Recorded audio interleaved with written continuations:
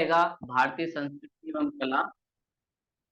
और हम जानेंगे क्या क्या भारतीय संस्कृति एवं कला में होता है, और इससे जुड़े हुए जो क्वेश्चन है आपसे प्री और मेंस दोनों में पूछे जाते हैं। प्री और मेंस दोनों में भारतीय संस्कृति एवं कला के क्वेश्चन आपसे पूछे जाते हैं। और इसमें जो हम हिस्ट्री पढ़े, चाहे प्राचीन भारत की हो, मध्य भारत की हो या आधुनिक भारत की हो, उसी से जुड़ी हुई कुछ चीजें हमें करनी होती हैं। और इसके अंदर टॉपिक की बात करें तो सबसे पहला टॉपिक जो हमारे रहेगा, विरासत क्या और उसका संरक्षण। संस्कृति का मतलब जो हमें विरासत मिली है, पूर्वजों से जो चीज मिली है, वो क्या क्या चीज है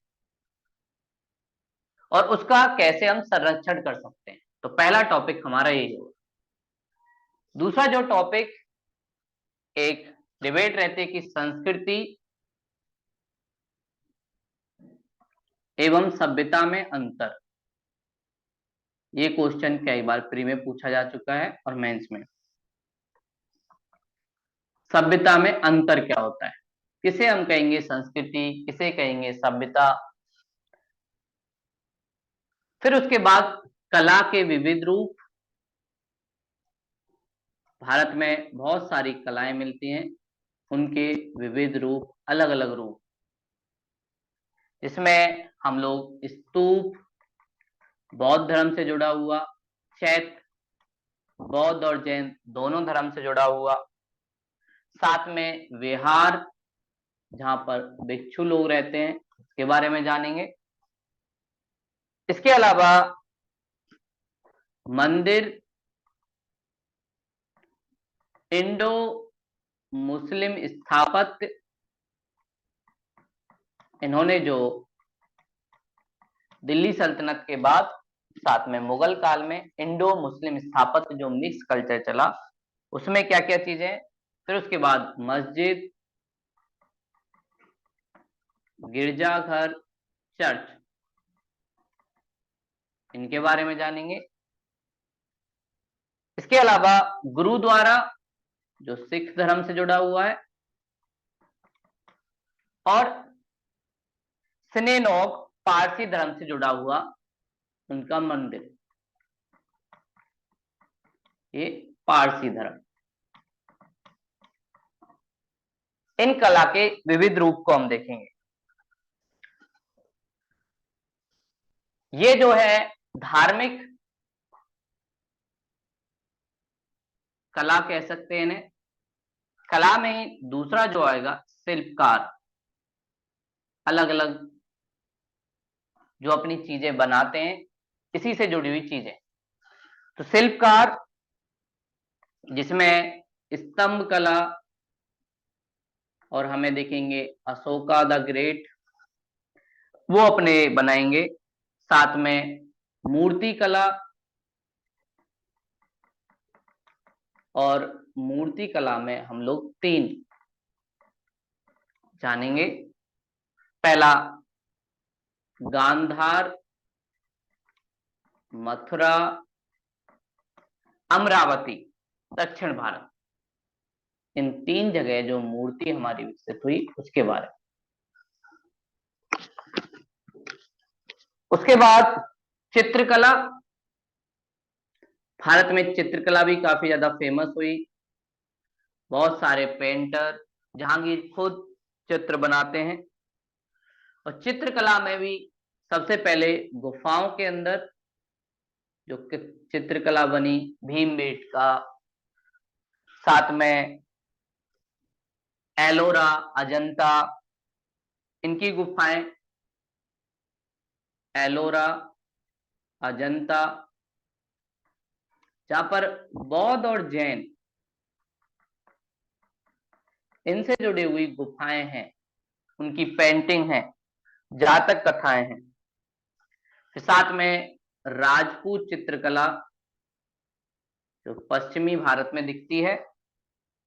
उसके बाद मुगल चित्रकला, जहांगीर चित्रकला में काफी ज्यादा एक्सपर्ट थे। तो उनके समय चित्रकला का काफी ज्यादा विकास हुआ। फिर उसके बाद मधुबनी, बिहार के क्षेत्र में, मिथिला, ये भी बिहार के क्षेत्र में, ये चित्रकला भी हम देखेंगे। फिर उसके बाद भारत में नृत्य एवं संगीत, जो भारतीय परंपरा का एक अभिन्न हिस्सा है, जहां पर हमें लास्य नृत्य और तांडव नृत्य दोनों देखेंगे, जिसमें एक तो हमारे जो सांस्कृतिक नृत्य हैं, भरतनाट्यम, मोहिनीअट्टम, कथक, इनको देखेंगे, और साथ में लोक नृत्य, फोक डांस, जो लोकल लेवल पे एक तरीके से लोग गाते हैं, तीज त्योहार पर, शादियों के समय, ये सब चलता है। उसके बाद अगला हमारा भाषा, साहित्य, अलग अलग भाषाओं का जो विकास हुआ भारत में, उनके बारे में जानना होगा। और फिर उसके बाद धर्म और दर्शन, हमारे देश में अलग अलग धर्म का विकास हुआ और अलग अलग दर्शन आए, उनके बारे में। तो ये टॉपिक होंगे जिनके बारे में हम जानेंगे, कैसे सारी चीजें चलती हैं, क्या क्या चीजें होती हैं। तो सबसे पहले हम जानेंगे विरासत क्या होती है। तो विरासत क्या और उसका संरक्षण क्यों जरूरी है। तो विरासत का मतलब ऐसी कोई भी चीज जो हमें पूर्वजों से मिली है, उसे हम कहते हैं विरासत। जैसे आप लोगों को भी बहुत सारी चीजें आपके दादी नानी या दादा नाना ने दी होंगी, वो चाहे आपको आध्यात्मिक तरीके से मिला हो या कोई भौतिक चीज की तरफ से मिला हो, तो ये सारी चीजें आपको मिलेंगी। तो विरासत क्या, कैसे इसका संरक्षण होता है, उसकी बात ये करता है। तो हमें पता है विरासत मतलब पूर्वज से जो मिली है, उसी को हम कहते हैं विरासत। हमारे पूर्वजों ने जो चीज दी है, ये सब विरासत का हिस्सा है। और इस विरासत में दो चीज जो हमें पूर्वजों से मिली है, एक है भौतिक, दूसरी है अभौतिक। एक फिजिकल चीज, दूसरी फिजिकल नहीं, नॉन फिजिकल, जिसे हम महसूस कर सकते हैं। भौतिक को आप कह सकते हो मूर्त, मूर्त मतलब जिसको हम छू सकते हैं, और अभौतिक को कह सकते हो अमूर्त, इसको हम छू नहीं सकते। ये दोनों चीज आपको विरासत में दिखती हैं। भौतिक में आप लोग कह सकते हो, जैसे कोई भवन का निर्माण है, कोई मंदिर का निर्माण है, कोई गाड़ी है, ये सब भौतिक चीजें हैं। अभौतिक में हमारा भाषा, विचार, थॉट क्या है हमारे, धर्म, साथ में वस्त्र, ये सारी चीजें हमारी अभौतिक में आती है। हमारी वेशभूषा, हमारा खान पान, ये सब अभौतिक चीज में आते हैं। तो विरासत में हमें ये सारी चीजें मिली हुई। और किसी भी समाज का जो विकास होता है, उस समाज के विकास में उसके भूगोल का एक बहुत महत्वपूर्ण रोल है। किस भूगोल में वो रहता है, साथ में वहां का तापमान कैसा है, इसके आधार पर हमारी विरासत का विकास भी होता है। जैसे भारत की बात करें तो भारत काफी ज्यादा तापमान वाला एक देश है, उष्ण कटिबंधीय देश है। उष्ण मतलब गर्म, गर्म देश होने की वजह से हमारे देश में गर्म वाली चीजों को अच्छा नहीं माना जाएगा। जैसे जो बॉडी को गर्म करते हैं। जैसे हमारे देश में वार्म वेलकम नहीं, शांति के साथ हाथ जोड़ने की बात होगी, नमस्ते की बात होगी, क्योंकि पहले से ही बॉडी में इतना गर्मी है तो दूसरे के हाथ क्यों सेक करना। लेकिन वही ठंडे वाले क्षेत्र में वो क्या कहेंगे, वार्म वेलकम। हमारे देश में बोला जाता है शांति शांति, पीसफुल रहो भैया, कोई जरूरी नहीं है ज्यादा वो करने के लिए। ये हमारे देश की चीज है, शांति रखने की बात की जाती है हमारे देश में। लेकिन यूरोप वाले या पश्चिमी देशों में वहां पर थोड़ा सा गर्मजोशी के साथ बोला जाता है। साथ में हमारे देश में एल्कोहल या मदिरा, नॉन वेज, इसको गलत माना जाएगा। उसका रीजन गर्म होना, बॉडी में पहले से ही टेम्परेचर ज्यादा है, ये सारी चीजें खाएंगे और गलती होगी। लेकिन वही ठंडे क्षेत्र में इन चीजों को मानने में कोई दिक्कत नहीं। जैसे वेस्टर्न कंट्री, पश्चिमी देश, यूएसए, यहाँ पर ठंड पड़ती है तो यहाँ पर मदिरा पीना, एल्कोहल पीना, शराब पीना आम बात है। साथ में नॉन वेज खाना भी आम बात है, इनके यहाँ अलाउ होगा, कोई दिक्कत नहीं होगी किसी को।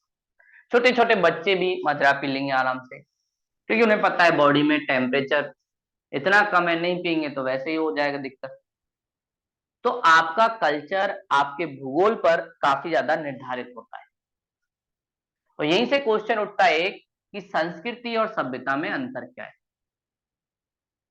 एक बोलते हैं हम संस्कृति, दूसरा बोलते हैं सभ्यता। संस्कृति की बात की जाए तो संस्कृति में दोनों चीजें हैं, भौतिक और अभौतिक। जो हम लोग कुछ चीजें बनाते हैं प्लस अभौतिक, ये दोनों चीजें आपकी संस्कृति में इंक्लूड है। और सभ्यता में क्या होता है, सिर्फ भौतिक चीजें,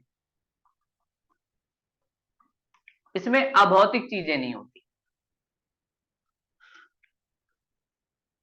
जैसे सिंधु घाटी सभ्यता, सिंधु घाटी सभ्यता के बारे में जो भी हमें चीजें पता चली है वो भौतिक चीजें देख के पता चली। हम लोगों ने उनकी बिल्डिंग देखी, उनके अन्नागार देखे, उनके बड़े बड़े भवन देखे, तब हमें सिंधु घाटी के बारे में पता चला, इसलिए हम कहते हैं सिंधु घाटी सभ्यता। वहीं भारत की बात की जाए तो भारत की संस्कृति में अध्यात्म प्लस भौतिक चीजें दोनों का महत्व है। लेकिन अगर दोनों में से एक चुनना हो तो अध्यात्म का महत्व ज्यादा है।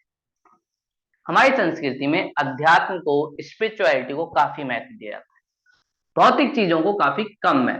भौतिक चीजों के बारे में बोला जाता है कि इतना, कबीर जी का आपने दोहा दिया सुना होगा, साईं इतना दीजिए जामे कुटुंब समाए, और मैं भी भूखा ना रहूं साधु ना भूखा जाए।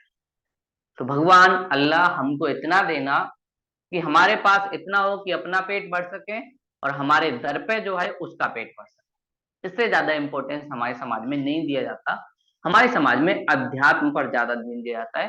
मतलब खुद को जानो, खुद को स्वच्छ करो, खुद में अच्छाइयां लाओ, नकारात्मक चीजों को हटाते जाओ। इसलिए हमारे देश को बोला जाता है भारतीय संस्कृति, कभी भारतीय सभ्यता नहीं बोला जाता, बोला जाता है भारतीय संस्कृति, क्योंकि अभौतिक चीजों पर ज्यादा ध्यान होता है ना कि भौतिक चीजों पर। और वही अमेरिका दुनिया की एक बड़ी सभ्यता है, अमेरिका में भौतिक चीजों पर ध्यान दिया जाता है, अध्यात्म की दुनिया को नहीं माना जाता। मतलब वहां पर विज्ञान ज्यादा चलता है। तो विज्ञान क्या बोलता है, जो चीज तुमने देखी नहीं वो चीज गलत। तर्क की बात, भगवान नहीं देखे तो वो भी गलत। इन अध्यात्म की दुनिया में चीजों को जानने की नहीं, मानने की कोशिश की जाती है। बोला जाता है जरूरी नहीं है कि जो चीज आपने देखी ना हो वो चीज है या नहीं। हमारे ग्रंथों में, हमारी कथाओं में ये सारी चीजें आपको देखने को मिलेंगी। आप देखेंगे भारतीय संस्कृति में बहुत सारी परंपराएं जो लंबे समय से चली आ रही, चाहे वो परिवार की बात हो, परिवार को एक यूनिट की तरह माना जाता है, चाहे शादी विवाह संस्थाओं की बात हो, उसको एक महत्वपूर्ण माना जाता है। साथ में सबको परिवार के साथ रहने का बोला जाता है कि भाई अपने परिवार के साथ रहना चाहिए। ये सारी चीजें भी हमारी परंपरा में मानी जाती है। तो हमारी परंपरा संस्कृति से ज्यादा जुड़ी हुई है।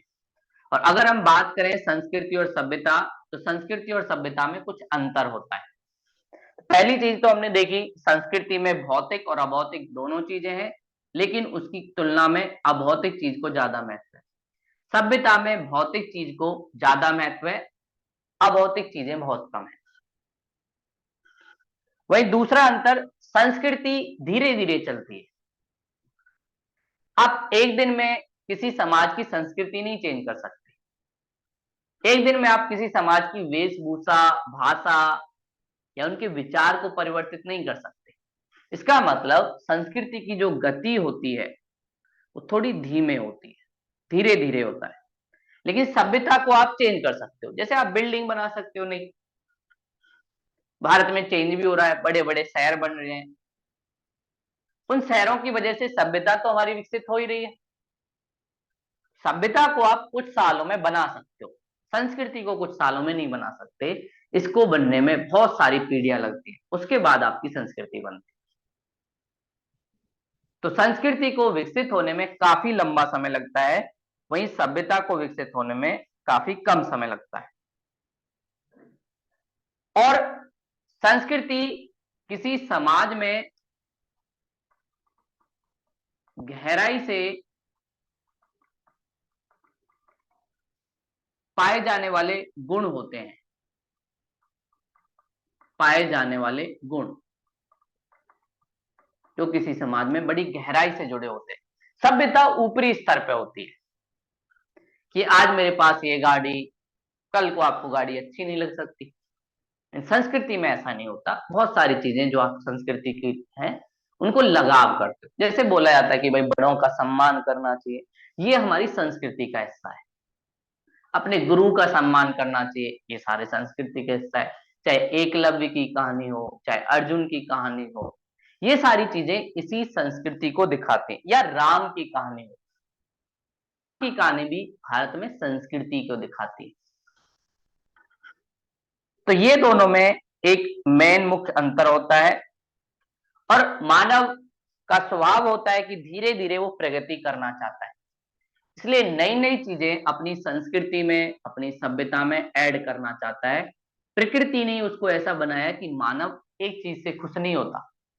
उसे जब एक चीज हाथ में होती है तो दूसरी चीज पे नजर होती है। इस वजह से वो नई चीज की तरफ देखता रहता है। जैसे अभी हमें अगर पृथ्वी के ऊपर सारे संसाधन उपयोग कर लिए तो हमारा मन करेगा भाई चंद्रमा की तरफ चलें। चंद्रमा पे कर लिया तो फिर हमारा मन करेगा कि भाई और भी बहुत सारे तारे हैं, उन पे भी चलते हैं, मंगल पे भी चलते हैं। तो ये सारी चीजें मानव के अंदर इनबिल्ट होती हैं और मानव कहीं ना कहीं उन सारी चीजों से जोड़ता है। और स्वामी विवेकानंद ने एक बार कहा था कि अगर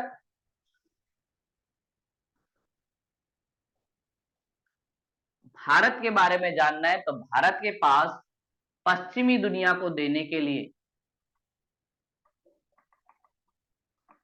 दुनिया को देने के लिए अध्यात्म है।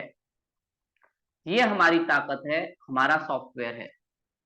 और पश्चिमी दुनिया भारत को और पूरी दुनिया को दे सकती है ज्ञान विज्ञान। तो एक बार जब स्वामी विवेकानंद, ये उसी समय की बात है जब हम लोग अंग्रेजों के गुलाम थे, तो ये लोग बोलते थे भारत के पास कुछ नहीं है। तब स्वामी विवेकानंद ने बोला कि भैया भारत के पास वो है जो आपके पास नहीं है। सिर्फ भौतिक चीजों का उपयोग करके आप शांति नहीं ले सकते, इसके लिए आपको अध्यात्म या स्पिरिचुअलिटी की दुनिया में जाना पड़ेगा। और अध्यात्म का मतलब ये नहीं कि घर छोड़ना, अध्यात्म का मतलब साक्षात्कार या अपने आप को जानना। अपने आप को जानना ही अध्यात्म होता है। अध्यात्म के लिए आपको घर छोड़ने की जरूरत नहीं और ना इसकी कोई उम्र होती है। आप धीरे धीरे धीरे धीरे चीजें सीखते हैं। तो अध्यात्म का सिंपल मतलब अपने आप को जानना, अपने स्वधर्म को जानना, यही अध्यात्म होता है। तो जो इंसान अपने स्वधर्म को जान लेता है वो आध्यात्मिक है।